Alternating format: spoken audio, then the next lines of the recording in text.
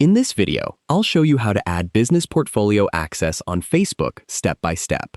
First, sign in to Meta Business Suite and open the business portfolio you want to manage. From the dashboard, go to Business Settings and select People or Users, depending on your version. Click Add People and enter the email address of the person you want to give access to. Next, choose the appropriate access level and select the Facebook pages, ad accounts, Instagram accounts, or other business assets they need to manage. Review the permissions carefully before sending the invitation.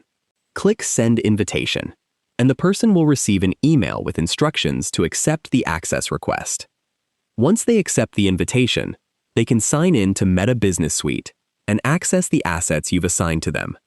If you don't see the option to add people, make sure you have the required admin permissions for the business portfolio. That's how you can add Business Portfolio access on Facebook using Meta Business Suite. If you found this video helpful, please like the video, subscribe to the channel, and turn on notifications for more easy Facebook and Meta tutorials. Thanks for watching.